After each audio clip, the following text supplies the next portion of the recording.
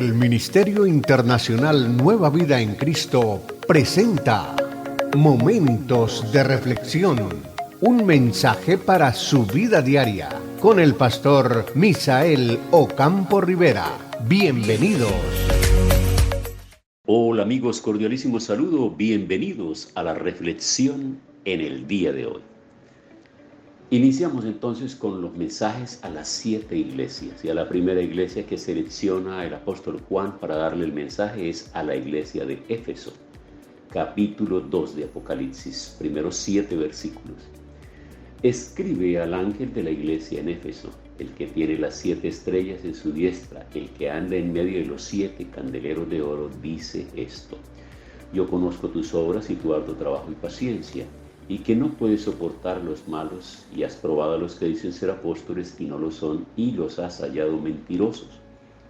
Y has sufrido y has tenido paciencia y has trabajado arduamente por amor de mi nombre y no has desmayado. Pero tengo contra ti que has dejado tu primer amor. Recuerda por tanto de dónde has caído y arrepiéntete y haz las primeras obras, pues si no, vendré pronto a ti y quitaré tu candelero de su lugar, si no te hubieres arrepentido. Pero tienes esto, que aborreces las obras de los nicolaitas, las cuales yo también aborrezco. El que tiene oído, oiga lo que el Espíritu dice a las iglesias. Al que venciere le haré a comer del árbol de la vida, el cual está en medio del paraíso de Dios. Bien, cuando dice que escribe al ángel, ángel es la palabra ángel, anciano o pastor de la iglesia, como lo podemos ver en el capítulo 1, versículo 20, los ángeles, el significado literal de esta palabra es mensajero, aunque puede aludir a un ángel. Como sucede el transcurso del libro, no puede referirse aquí a ángeles porque ellos nunca pueden servir como líderes en las iglesias.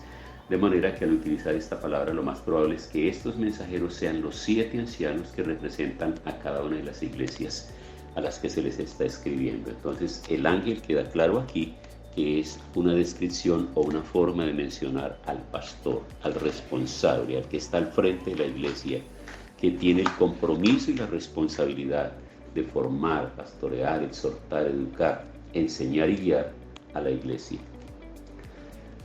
Y dice que al ángel de la iglesia en Éfeso. Vamos a pensar un poquito, a leer un poquito, a conocer un poco de Éfeso, porque es importante reconocer el trabajo de cada uno de los pastores, de estos mensajeros de esperanza, de cada apóstol, de cada hombre y cada mujer misionero en los diferentes lugares. Tenemos que tener en cuenta que esos mensajeros se ubican en un lugar determinado, geográficamente hablando, y ese tiene sus características particulares de comercio, de política, de religión, de deporte, de cultura, de ciencia y de todo lo demás. Entonces, concretamente, Éfeso era una ciudad ubicada a unos 5 kilómetros del mar, pero la desembocadura ancha del río Caistro permitía acceso amplio y se constituyó en el área portuaria más grande del Asia Menor.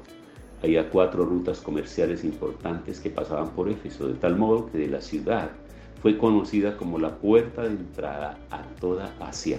Así que no estamos hablando de cualquier pueblito, de cualquier ciudad ni de cualquier lugar. Un lugar preeminente, un lugar bien ubicado.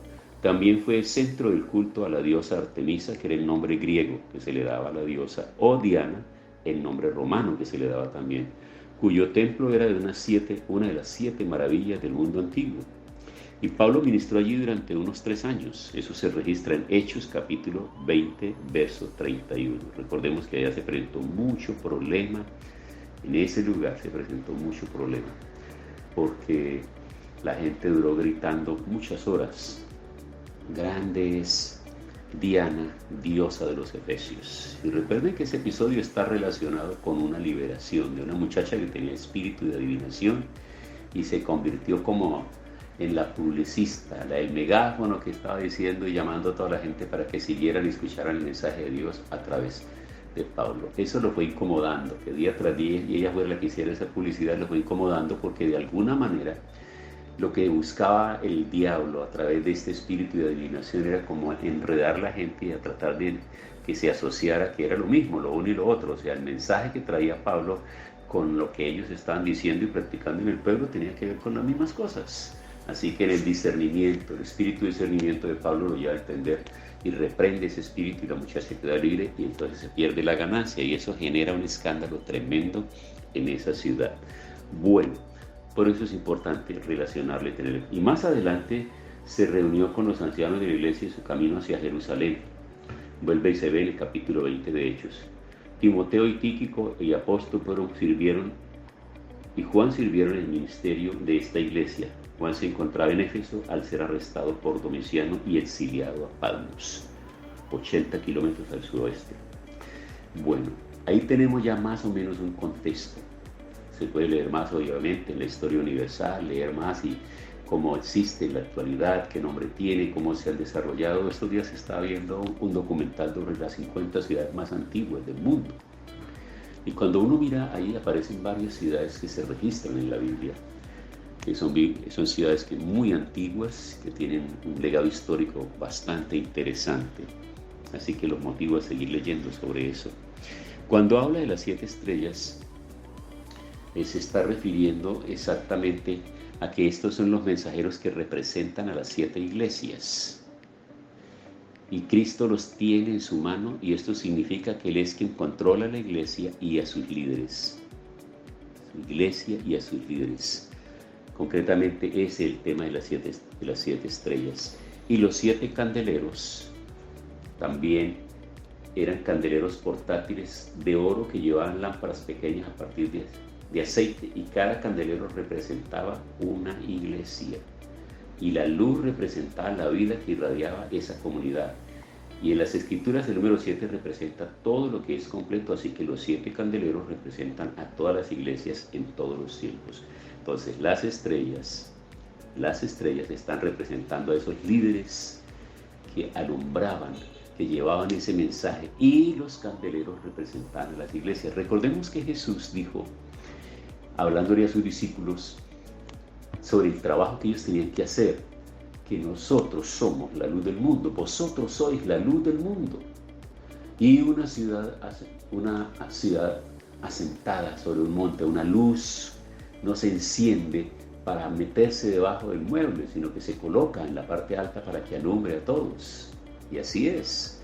Entonces eran muy importantes estas figuras que está utilizando, lo que está viendo aquí, lo que está recibiendo Juan, y trata de colocarlo en un lenguaje que la gente lo pueda entender, que para el momento es un lenguaje contemporáneo, es un lenguaje que entiende la gente del momento. Pues vamos a darnos cuenta que para ese tiempo se tiene que hablar de lámparas que se sostienen y se mantienen a base de aceite, que tienen colocadas ahí sus mechas y se encienden y se apagan y todo para poder estar activos en todo esto.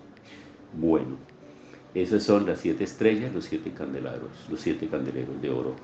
En el versículo 2 dice, los que dicen ser apóstoles. Es que ellos tienen un trabajo muy importante. Probaron a los que se dicen ser apóstoles y no lo son, y los has hallado mentirosos. Recordemos que el término apóstol en el original significa enviado. Enviado. El término apóstol no es una palabra de eminencia, de grandeza y de poder para que se considere que un apóstol es más grande que un pastor o que un apóstol es más grande que un profeta. No, es alguien que ha sido comisionado para cumplir una misión. Entonces un misionero es un apóstol, un pastor es un apóstol es un pastor, un apóstol es un misionero, un apóstol es un maestro de la palabra. Eso es lo que se deduce, lo que podemos entender aquí nosotros. Y cuando llegaron muchos de los apóstoles falsos de la galería de los apóstatas, la iglesia de los Efesios, que ejercía el discernimiento espiritual y sabía cómo evaluar a hombres que afirmaban poseer liderazgo espiritual con base en su doctrina y en su conducta, ellos inmediatamente se dieron cuenta que esa doctrina no era correcta y no era sana. Y no has desmayado. Durante más de 40 años desde la fundación, esa iglesia había permanecido fiel a la palabra y al Señor, y en medio de las dificultades y la persecución los hermanos habían resistido, impulsados siempre por la causa correcta, que es el nombre y la reputación de Cristo. Pero ¿qué significa que has dejado tu primer amor? Ser cristiano consiste en amar al Señor Jesucristo. Juan 14, 21, Juan 23, 14, 21 y 23, 1 Corintios 16, 22. Podemos buscar esas citas, ustedes con tiempo háganlo por favor. Pero la pasión y el fervor de los efesios hacia Cristo habían sido reemplazados por una ortodoxia fría y mecánica. su pureza doctrinal y moral, su celo inquebrantable por la verdad y su servicio disciplinado no era sustituto por el amor a Cristo que habían descuidado. Tenían que volver con ese fervor, con ese amor, con ese interés, con esa pureza, con esa firmeza en su corazón. No hacer las cosas mecánicamente. Ahí hay que colocarle la pasión, el amor, la fuerza del alma, de la voluntad. Y luego dice que si no sucede eso, entonces quitará el candelero. Y el juicio de Dios podría poner fin a la iglesia de Éfeso. También está hablando de las obras de los Nicolaitas. Ese fue un problema en Pérgamo. Ahí se dio esta situación que se trataba de una herejía similar a la enseñanza de Balaán. Nicolaita significa el que consiste o el que conquista al pueblo. Ireneo escribió que su fundador fue el mismo Nicolás, que se eligió como diácono en el libro de Hechos, en el capítulo 6, pero que él siempre fue un creyente falso que después se volvió apóstata. Y gracias a las credenciales que poseía, se las arregló para desviar la iglesia con su doctrina, y como Balaán, condujo al pueblo a conductas inmorales y perversas. Así que aquí se le está reconociendo que ellos realmente reprenden esas fuerzas, aborrecen las obras de los Nicolaitas, pero les dice que presten atención. Y creo que esto nos invita a todos nosotros, ministros, predicadores de esperanza, mensajeros de esperanza, a mantener esa pulcritud en nuestras congregaciones, a anunciar, a estar pendientes. Recuerda recomendaciones que se ha dado sobre recibir predicadores que nadie recomienda, sino que se recomiendan ellos mismos en un tiempo de estos donde pululan y frecuentan por muchos lugares. Con todo respeto lo digo hoy, que sé que hay unos que son hombres de Dios, pero siempre las relaciones y siempre las recomendaciones, el ministerio se mueve a través de sanas relaciones y sanas recomendaciones. Oremos. Señor, muchas gracias. Gracias por esta palabra. Gracias porque tu palabra es fiel y verdadera. Y desde el tiempo antiguo hasta hoy, el testimonio del Espíritu en nuestro corazón nos ayuda para mantenernos firmes en la palabra. Y la recomendación de unos y otros para favorecer el ministerio y el testimonio es muy importante. Gracias por ayudarnos cada día a hacerlo. En el nombre de Jesús. Amén.